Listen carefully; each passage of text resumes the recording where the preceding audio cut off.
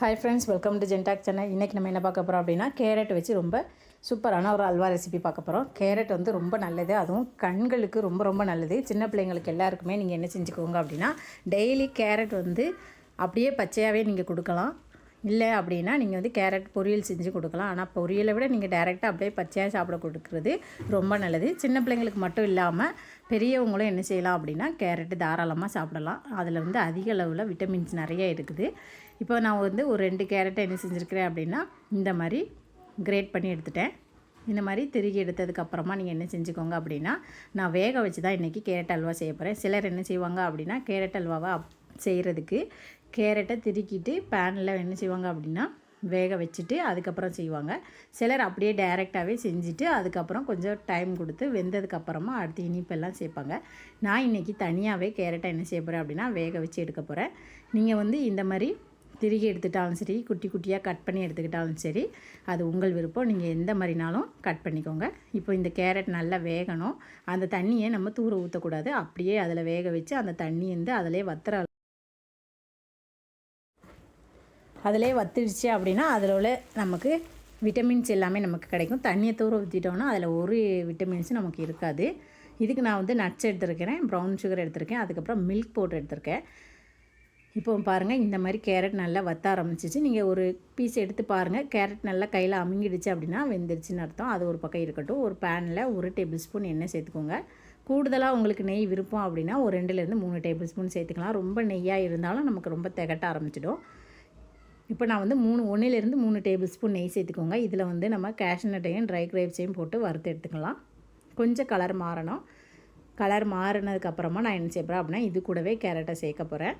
ஒரு 3 ஏலக்காவும் சேர்த்துருக்கேன். அதுக்கு நீங்கள் பொடியாக சேர்க்கனாலும் சேர்த்துக்கலாம், இந்த மாதிரி முழுசாக ஏலக்காவை சேர்க்கனாலும் சேர்த்துக்கலாம்.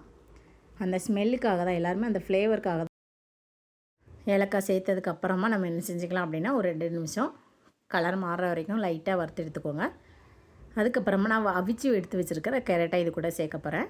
பாருங்கள், இதில் தண்ணி கொஞ்சமாக இருக்குது. அந்த தண்ணியோடய நான் சேர்த்துட்டேன். எப்படி நம்ம வந்து உள்ளே வந்து கேரட்டை போட்டு வேக வைக்கிறதுனாலும் கொஞ்சம் தண்ணி ஊற்றி தான் வேக வைப்பாங்க. நான் என்ன செஞ்சுருக்கேன் அப்படின்னா, வேக வச்சுட்டு அந்த தண்ணியை அப்படியே சேர்த்துட்டேன். இன்னும் நல்லா தண்ணி வத்துற அளவுக்கு நீங்கள் வேக வைக்கிறதுனால நீங்கள் வேக வச்சு எடுத்துக்கலாம். ஆனால் அடி பிடிச்சிடக்கூடாது, அப்போ அல்வா டேஸ்ட்டே மாறிடும். தண்ணி இருந்தாலும் பிரச்சனை இல்லை, அது நல்லா வற்றிடும் நமக்கு. இன்னும் நம்ம பால் பவுட்ரு சேர்ப்போம், இனிப்பு சேர்க்குறப்ப எல்லாமே நல்லா மெல்ட் ஆகிடும். இப்போ இதில் வந்து நான் 1 கப் மில்க் பவுட்ரு, அதாவது பால் பவுட்ரு சேர்த்துருக்கேன். பால் பவுட்ரு இல்லை அப்படின்னா நீங்கள் வந்து மில்க் சேர்த்துக்கலாம். அதாவது பால் வந்து நல்ல திக்கான பால் ஒரு 2 டம்ளர் சேர்த்துக்கோங்க. மில்க் பவுட்ரு அப்படிங்கிறதுனால அது இன்னும் நல்ல டிஃப்ரெண்ட் டேஸ்ட் இருக்கும். பாலை விட மில்க் பவுடரில் கொஞ்சம் இனிப்பு தன்மையும் கொஞ்சம் இருக்கும். அது ஒரு டிஃப்ரெண்ட்டான ஃப்ளேவர் டேஸ்ட்டில் இருக்கும். அதனால் நான் இன்றைக்கி என்ன செஞ்சுருக்கேன் அப்படின்னா, மில்க் பவுட்ரு சேர்த்துருக்கேன். மில்க் பவுட்ரு இல்லை அப்படின்னா நீங்கள் வந்து நல்ல திக்கான பால் வந்து ஒரு 2 டம்ளர் சேர்த்துக்கோங்க. கண்டிப்பாக தண்ணி சேர்க்காமல் இருந்தால் தான் அந்த கேரட் அல்வாவோட டேஸ்ட்டே உங்களுக்கு டிஃப்ரெண்ட்டாக இருக்கும். நீங்கள் வந்து கேரட் அல்வாவுக்கு வந்து பால் கொஞ்சமாக சேர்த்துக்கோங்க. இது நம்ம ஹெல்த்தியாக சாப்பிட்றது அப்படிங்கிறதுனால நீங்கள் வந்து ஒயிட் சுகரை அவாய்ட் பண்ணிவிட்டு கண்டிப்பாக என்ன செஞ்சுக்கோங்க அப்படின்னா ப்ரௌன் சுகர் சேர்த்துக்கோங்க. அப்படி இல்லைன்னா கருப்பட்டி, வெல்லம், உங்களுக்கு எந்த இனிப்பு பிடிக்குமோ நீங்கள் அதை சேர்த்துக்கோங்க. இனிப்பு பிடிக்காது, இனிப்பு சேர்க்காமல் சாப்பிடணும் அப்படின்னா நீங்கள் கண்டிப்பாக அந்த இனிப்பு சேர்க்காமல் அந்த பால் சேர்த்துக்கோங்க, கேரட் சேர்த்துக்கோங்க. கேரட்லேயே நமக்கு கொஞ்சம் இனிப்பு சத்து இருக்க தான் செய்யும். இனிப்பு சேர்க்காமல் பால் பவுடர் சேர்க்காமல் பால் மட்டும் சேர்த்துக்கோங்க. இனிப்பு சேர்க்காமல் இந்த மாதிரி நல்லா மிக்ஸ் பண்ணிகிட்டே இருந்தீங்க அப்படின்னா ரொம்ப கொஞ்சம் கெட்டித்தன்மை கிடைக்கும். அதுக்கப்புறம் நீங்கள் ஆஃப் பண்ணிவிட்டு இனிப்பு தேவைப்படாதவங்க அந்த மாதிரி செஞ்சு சாப்பிட்டுக்கலாம். இல்லை நமக்கு ஸ்வீட்னாலே இனிப்பாக தான் சாப்பிடணும் அப்படிங்கிற ஒரு எண்ணம் இருந்துச்சு அப்படின்னா கண்டிப்பாக நீங்கள் ப்ரௌன் சுகர் சேர்த்துக்கோங்க. ஒயிட் சுகர் கண்டிப்பாக யூஸ் பண்ணாமல் நீங்கள் என்ன செய்யலாம் அப்படின்னா, இந்த மாதிரி ப்ரௌன் சுகர் இல்லைன்னா கருப்பட்டி, வெல்லம் சேர்த்துக்கோங்க. உங்களோட ஃபேவரட்டான ஸ்வீட்ஸை இது கூட நீங்கள் சேர்த்துக்கலாம். நட்ஸு கூடுதலாக வேணும் அப்படின்னாலும் பாதாம், பிஸ்தா, உங்களுக்கு என்னென்ன நட்ஸ் வேணுமோ நீங்கள் சேர்த்துக்கலாம். நான் இன்றைக்கி கேஷ்நட்டும் ட்ரை கிரேப்ஸ் மட்டும்தான் சேர்த்துருக்கேன். இப்போ இதை நல்லா மிக்ஸ் பண்ணிகிட்டே இருங்க. நல்லா கெட்டியாக ஆரம்பிச்சிடும், அடி பிடிச்சிடக்கூடாது. நம்ம பால் ஊற்றினோம் அப்படின்னா அந்த பால் ஆடை எல்லாமே நமக்கு பால்கோவா டேஸ்ட்டில் இன்னும் நல்லா கிடைக்கும். பால் பவுடர் ஒரு டிஃப்ரெண்ட் ஃப்ளேவர், பால் டிஃப்ரெண்ட் ஃப்ளேவராக இருக்கும். உங்களுக்கு பால் பிடிக்கும் அப்படின்னா நீங்கள் பால் சேர்த்திங்கன்னா அந்த ஆடை எல்லாமே சேர்ந்து உங்களுக்கு இன்னும் நல்ல ஒரு டேஸ்ட்டை கொடுக்கும். இன்றைக்கி நான் பால் பவுடர் சேர்த்துருக்கேன், அதுவும் இன்னும் நல்ல டேஸ்ட்டை தான் கொடுக்க போகுது. இப்போ இது நல்ல கெட்டியாகக்கூடிய அளவுக்கு நீங்கள் என்ன செஞ்சுக்கலாம் அப்படின்னா மிக்ஸ் பண்ணிகிட்டே இருங்க. கேரட்டும் நல்லா வெந்த கேரட்டு. சப்போஸ் நீங்கள் வேக வைக்காமல் சேர்த்திங்க அப்படின்னா இப்போ இந்த கேரட் சேர்த்துட்டு பால் எல்லாம் சேர்த்துட்டு உள்ளே நீங்கள் வந்து வேக வச்சு எடுத்துக்கோங்க.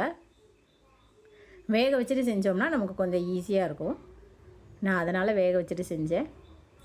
இப்போ ஓரளவு கெட்டியாகிடுச்சு. ரொம்ப நமக்கு வந்து ரொம்ப ஸ்டிக்கியாக இருக்குது அப்படின்னா நீங்கள் 1 டேபிள் ஸ்பூன் நெய் சேர்த்திங்க அப்படின்னா அது நல்லா மெல்ட் ஆகி உங்களுக்கு அந்த பாத்திரத்தில் எல்லாமே ஒட்டாமலே உங்களுக்கு நல்லா இந்த கேரட் அல்வா கிடைக்கும். இது வந்து ஸ்டிக்கியாக இல்லை ரொம்ப. இப்போ இது நல்லா மிக்ஸ் பண்ணிக்கோங்க. இப்போ அடுப்பை ஆஃப் பண்ணியாச்சுன்னா, அடுப்பை ஆஃப் பண்ணிவிட்டு அந்த அடுப்பில் இருக்கிற பேன் ஹீட்லேயே கொஞ்சம் நேரம் ஆகும். கொஞ்சம் ரொம்ப ஸ்டிக்கியாக இருந்துச்சு அப்படின்னா நீங்கள் என்ன செஞ்சுக்கோங்க அப்படின்னா நெய் இல்லைன்னா எண்ணெய் சேர்த்துக்கோங்க. நெய் சேர்த்திங்கன்னா நல்ல மணமாக இருக்கும். ஓரளவு ரொம்பவும் கெட்டியாகிடக்கூடாது. அப்போ தான் நமக்கு இன்னும் நம்ம ஆற அந்த கேரட் அல்வா கொஞ்சம் இறுக்கம் கொடுக்கும். அதனால் ஓரளவு மீடியமாக இந்த மாதிரி இருக்கப்பவே நீங்கள் அடுப்பை ஆஃப் பண்ணிட்டீங்க அப்படின்னா அதுக்கப்புறமா கொஞ்சம் கெட்டித்தன்மை ஆகிடும். பாருங்கள், சூப்பரான கேரட் அல்வா ரெசிபி ரெடி ஆகிடுச்சு. இப்போ இது ஆறுனதுக்கப்புறம் சாப்பிடணுன்னா நீங்கள் ஆறுனதுக்கப்புறம் டேஸ்ட் பண்ணிக்கலாம். சூடோடு சாப்பிட்டா இன்னும் நல்ல டேஸ்ட்டாக இருக்கும். அல்வானாலே சுட சுட சாப்பிட தான் செம்ம டேஸ்ட்டாக இருக்கும். இப்போ இதை நான் வந்து ஒரு பவுலுக்கு மாற்றிக்கிடுதேன்.